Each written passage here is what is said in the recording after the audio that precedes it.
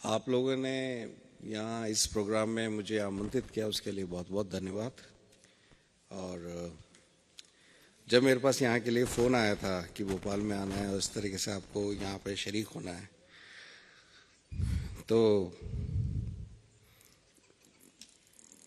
ये मेरे लिए फ़ख्र की बात थी कि भोपाल वासियों ने मुझे याद किया और मैंने कोई बिना संकोच मैंने उनके उस यहाँ उपस्थित होने के लिए हाँ कर दी। Now the fact is that, बात यह है, यहाँ मेरे साथ में काफ़ी सारे यूनिफॉर्म के अंदर मैं पर्सनल देख रहा हूँ जो अलग अलग हैं, साथ में यहाँ पे एनसीसी वाले भी हैं। आप लोग मेरी कहानी सुनना चाहते हो? हाँ।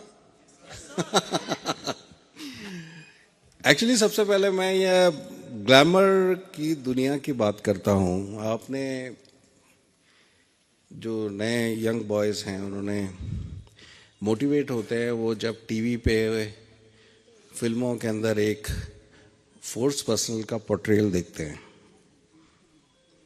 और मैं आपको एक बात बोल दूं, ये बात मैंने कई बार बोली है, एक फौजी लाइफ और एक रील के अंदर जो लाइफ दिखाती है वो बिल्कुल अलग है, वो बिल्कुल सेम नहीं है।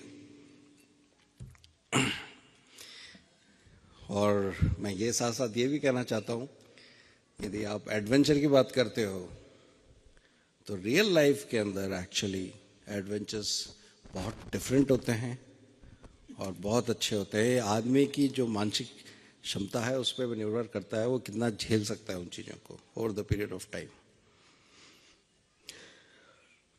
अब बात करें मेरी कहानी की। देखो, मेरे को गोली भी लगी तो किस दिन लगी? वैलेंटाइंस डे के दिन।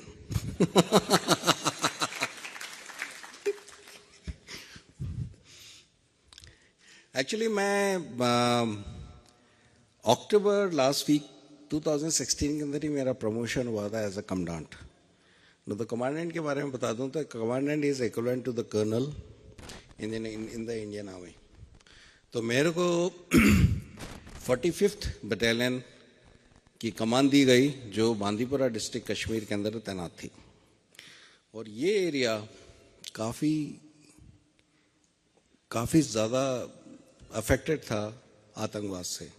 खासकर यहाँ पे जो मैक्सिमम मूवमेंट था वो लश्कर तोयबा का था। और मैंने वहाँ जब बटालियन की कमांड संभाली और मैंने हालातों का जायज़ा लिया तो एक चीज़ मेरे आई उसके अंदर कि जो मेरी बटालियन थी वो पिछले कुछ सालों के अंदर जिस तरीके से कि मैं एक्सपेक्टेशन से एक पलटन से करता हूँ उस तरीके से काम नहीं कर रही थी वहाँ पे वो।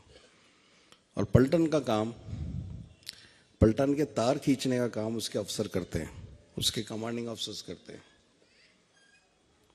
तो मैं जो सबसे पहले वहाँ गया तो मेरा पहला काम यही था, मैंने धीरे धीरे सारे तार खींचने चालू किए वहाँ पे बटालियन के अंदर।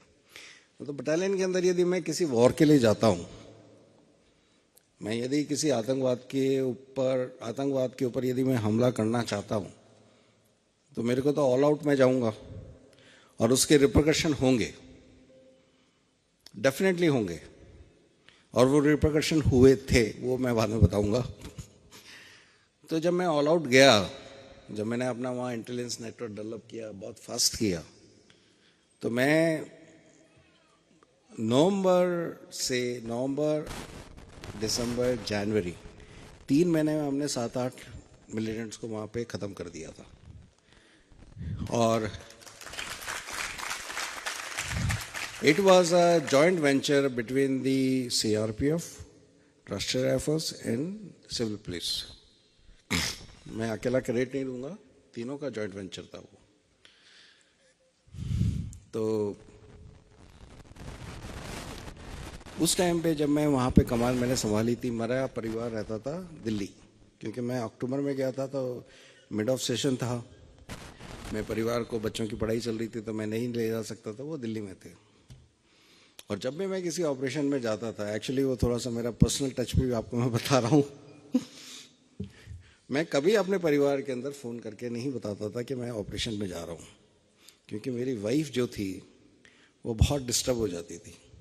मैं उसको तब बताता था कि मैं सुबह ऑपरेशन करके जब वापस आ जाता था तो मैं बताता कि यार रात को मेरा एक अचीवमेंट हुआ है, कॉन्ग्रेचुलेट मी। लेकिन 13 की नाइट को मैं सोने से पहले हमेशा एक बार घर पे फ़ोन करता था। मैंने उस दिन भी फ़ोन किया और उस दिन पता नहीं मेरे को क्या हुआ ऐसा, मैंने अपनी वाइफ को बोला कि my wife name is Uma. मैंने कहा उमा यार कल सुबह मैं एक बहुत इंपॉर्टेंट ऑपरेशन के लिए जा रहा हूँ, खबर पक्की है एंड विश में गुड लक। तो जो एक्चुअली मैंने जोश में आके वो बात बोल दी थी अपनी वाइफ को, मैंने इमीडिएटली रियलाइज किया कि मैंने गलत काम कर दिया। तो दूसरी तरफ से बिल्कुल सन्नाटा and there was not a single word. मैंने दोबारा पूछा उमा क्या हुआ, तो उधर से आवाज आई, उमा एक बार बताओ, चेतन एक बार बताओ, तुम अब तो कमांडिंग ऑफिसर बन गए हो, अब तुम बंदर की तरह क्यों जम मारते हो? तो मैंने बोला कि यार, मैंने उसको समझाने की कोशिश करी। मैंने कहा मैं कमांडिंग अफसर हूँ, इसका मतलब ये थोड़ी है कि मैं तलवार लेके आगे भागूंगा, सबसे गन लेके सबसे आगे भागूंगा। मैं वहाँ रहूँगा, ऑपरेशन को मैनेज करूँगा, I will be like a king. The fact is that कि she was not convince and she put the phone down. और वो 5 बजे कश्मीर की होती थी, वो अंधेरा होता था पूरा, और सुबह 4 बजे मैं घर से निकल गया। तो 4 बजे मैं घर से निकल गया। जब 5 बजे हमने और आरआर ने कॉर्डन डालने लगा वहाँ पे। कॉर्डन समझते हैं आप? हम उस एरिया का हमें एक पक्की खबर थी कि इस घर के अंदर मिलिटेंट्स हैं। जब हम घेरा जाना चालू किया उस घर का, तो उसी टाइम पे मिलिटेंट्स को आइडिया लग गया फौज आ गई है। और मिलिटेंट क्या करता है, जैसे उसको खबर लगती है कि फौज आ गई है, उसका पहला काम होता है कि वहां से भागो। उसको ये भी डर होता है कि ये लोगों ने हमारे को जिंदा भी पकड़ लिया तब भी मार देंगे, ठीक है। So we don't believe in trials and court, that is off the record. So कहने का मतलब ये है कि वहाँ फायरिंग भयंकर चालू हो गई। Firing happened from both the sides, militants also, forces also. और उस फायरिंग के अंदर 3 आरआर के जवान मर गए जो कॉर्डन में थे, और काफ़ी सारों को गोली लगी। एक उनके ऑफिसर कमांडिंग थे जो मेजर रैंक के थे, उसको पेट में लग रही, ऑफिसर को गोली लगी पेट में। Now the fact was, condition was serious. Now the condition situation arrived, I was there on the spot. I was the senior most officer available on the spot. एक तो चीज़ ये थी कि वहाँ से हमारे को मेडिकल इवैक्यूएशन करना है। दूसरा ये था कि हमारे को वहाँ पे कॉर्डन के अंदर जो होल हुए हैं, जो पैचेस हुए हैं, उनको फिल करना है। यदि वो फिल नहीं किया गया तो वो वहाँ से भाग जाएंगे। Then my role came into effect. मेरे को अंदर घुसना था, मैं अंदर घुसा, and that time I was leading my troops और I was in the front. जब मैं घर से, ये मान लो कि मैं यहाँ खड़ा हूँ और ये चेयर, इस एंड चेयर तक इतना दूर था घर, वहाँ से अंदर से एक मिलिटेंट भागने की कोशिश करी, मैंने उसके ऊपर गोली चलाई, उसने मेरे पे रिटेलिएट फायर किया। हमारे बीच में सीक्यूबी हुआ। सीक्यूबी समझते हो? Close quarter battle. उसके पास भी AK-47 थी, मेरे पास भी AK-47 थी। मैंने भी अपनी मैगजीन उस पर खाली कर दी, उसने भी अपनी मैगजीन मेरे पे खाली कर दी। वो भी गिर गया और इधर मैं भी गिर गया। नाउ द सिचुएशन ये थी, व्हेन आई वाज फॉलन, मेरे को 9 गोलियां शरीर में लगी थी। I lost my I also in that operation. लेकिन मैंने बुलेट प्रूफ पहना हुआ था, मैंने BP पटका पहना हुआ था। मेरे बुलेट प्रूफ ने के ऊपर 15 गोलियां थी, बुलेट प्रूफ और पट के ऊपर। एक गोली सर पे भी लगी थी। ये मेरा डंप हो रहा है, जो बुलेट प्रूफ के ऊपर उस पे लगी, प्लेट पे गोली लगी, प्लेट मुड़ी और मेरे को यहाँ हल्का सा बम्प आया अंदर की तरफ, लेकिन अंदर घुस नहीं पाई वो गोली। मैं खुद गिर गया वहाँ पे, वो बंदा भी गिर गया। Now the best part was that, जब शुरू में जब कैजुअलिटीज हुई थी फौजियों की, आरआर की, उस टाइम ने उन्होंने अपने हेडक्वार्टर को कॉल करके बोल दिया था बांदीपुरा, यहाँ पे बदामी बाग कैंप के अंदर, कि यहाँ पे कैजुअलिटीज है, मेडिकल इवैक्यूएशन होना है। जब मेरे को गोली लगी उस टाइम तक तो उनका चॉपर हवा में था,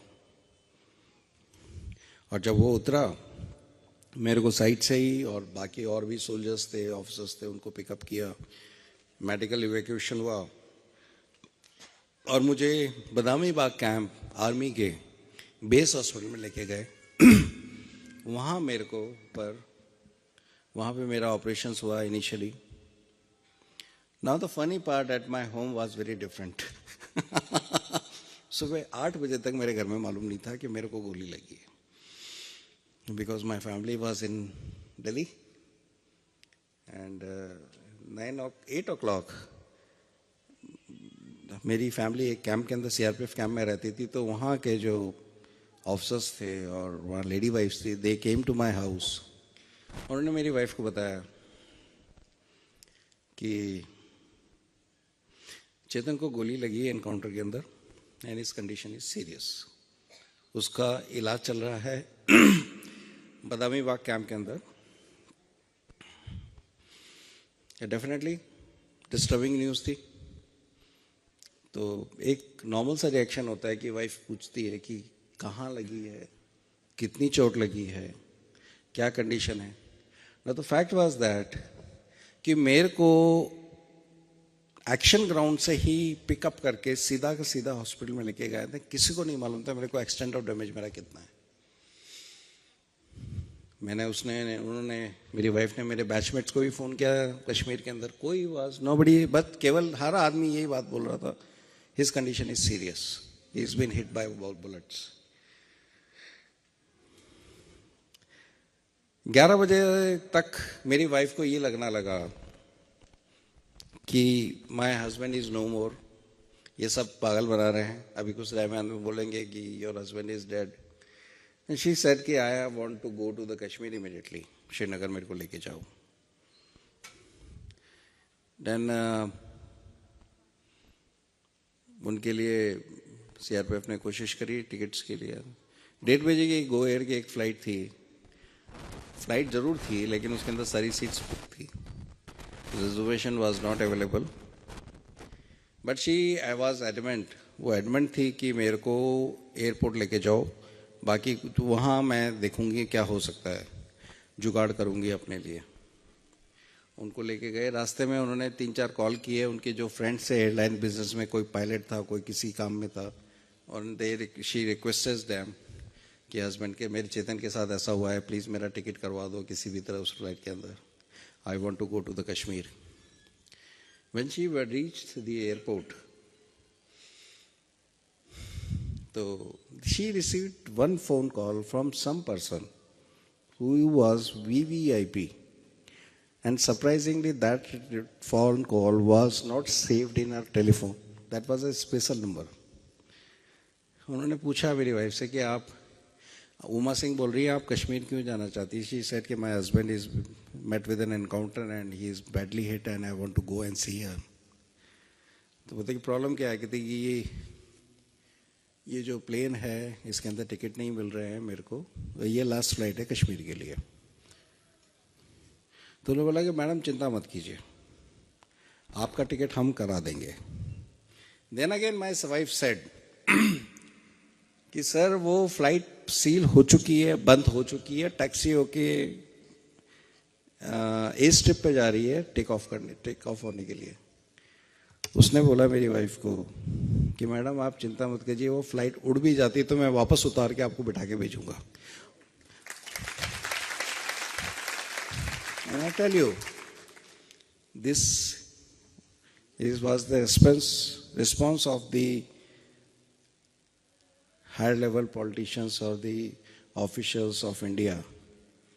यदि हम कई बार ऐसा सोचते हैं कि लोग हमारे बारे में सोचते नहीं हैं, लेकिन ऐसा नहीं है, यह गलत है, हम कहीं ना कहीं गलत है। उस बंदे ने फ्लाइट रुकवा दी, उस बंदे ने, एक बंदा दौड़ता हुआ आया, मेरी वाइफ को उसने बोर्डिंग कार्ड दिया, उस बोर्डिंग कार्ड का पैसा किसने दिया टिकट का आज तक हमें नहीं मालूम, और मेरी वाइफ को वहीं प्लेन को रुकवा के वहीं इमरजेंसी लाडर लगवा के उनको बिठाया, and she reach the Srinagar. When she reached the Srinagar, by that time my operation was already undergoing in the Badami Bagh camp, and my batchmates were there to receive my wife. उन्होंने बोला madam आप यहीं रुकिए, चेतन थोड़ी देर बाद में यहाँ airport में ही आ रहा है, क्योंकि उसके लिए एयर एम्बुलेंस आ रही है, उसको दिल्ली लेके जाएंगे। जब मेरे को लेके आए, मेरे को चौपर लेके आया वहाँ से आर्मी कैंप से एयरपोर्ट में, जो मेरी वाइफ को बोला गया कि चेतन आ गया है, आप जाके मिल सकती है। तो मेरी वाइफ का रिस्पांस ये उसने मेरे को बोला कि I was shivering, I don't know whether I am able to see you in coffin और on the stretcher.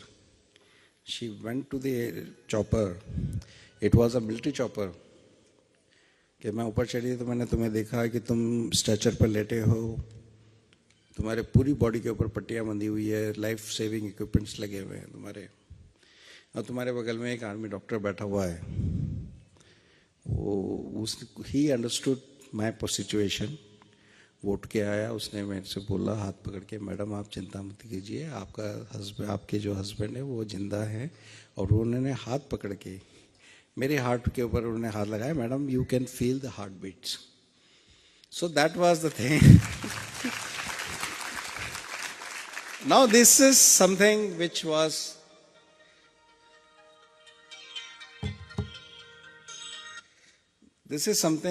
actually happened on that day. But उसके बाद में जो हुआ, 40 days में कोमा में रहा, इंड्यूस्ड भी बोल सकते हैं उसको काफ़ी हद तक।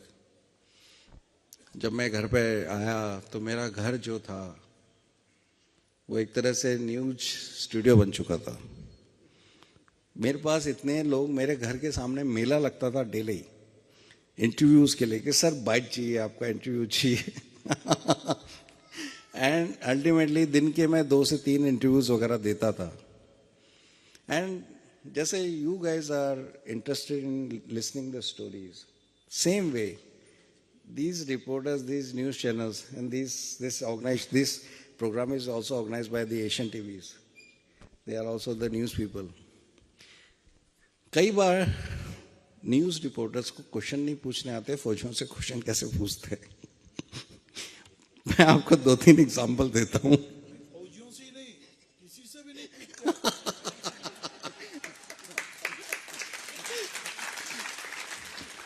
एक जी न्यूज की लड़की आई है, and she was must be around 23-25 young girl. She asked me this question कि सर आपको इतनी गोलियां लगी, आप मरे क्यों नहीं? बस अब मैं उसके क्वेश्चन का जवाब क्या दूं यार। अब मेरे को हंसी आई और मैंने उसके चेहरे के तरफ देखा, मैं समझ गया, आई अंडरस्टूड हर इनोसेंस कि what kind of stupid questions she is asking to me. तो मैंने बोला एक्चुअली उसका निशाना ठीक नहीं था। Another one more question. One guy asked me, that was also a lady, news channel मुझे नहीं मालूम, कि सर जब आपको गोलियां लग रही थी तो आपको अपनी वाइफ याद आ रही थी, अपने बच्चे याद आ रहे थे? मैंने तब भी मेरे को हंसी आई। मैंने कहा मैडम ये फिल्मों में होता है, रियल लाइफ में नहीं होता है ऐसे। जब मेरे को गोलियां लग रही थी, जब मैं गोली चला रहा था, खून आपका इतना गर्म होता है उस टाइम पे, उस टाइम आपके दिमाग में एक ही ख्याल आता है, bloody I am a commanding officer, ये हरामजादा मेरे से बच के भाग गया तो मेरी क्या औकात रह जाएगी।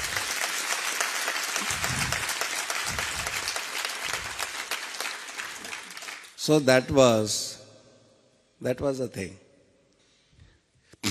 So that is what I am saying. That is what I am saying. मैं इसलिए बोलता हूँ कि रियल लाइफ के अंदर और एक्चुअल लाइफ के अंदर फौजी लाइफ बिल्कुल अलग होती है.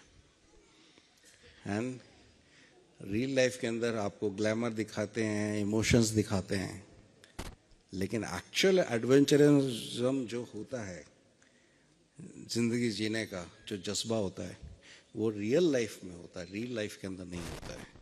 And definitely I am telling you, मैं आज के यंग बच्चों से बोलता हूँ, सबसे बोलता हूँ, यदि फ्यूचर के अंदर यदि आप ऐसा करियर चुनते हैं फोर्सेस को, definitely you will not regret. यदि आप में रिकनली if you that thing is in you, कि आपके अंदर वो जज्बा है फौजी बनने का, तो डेफिनेटली आप उसलिए इसको चूज करते हो और अपने नेशन को इस तरीके से सर्व करते हो. Heads off to you. Thank you.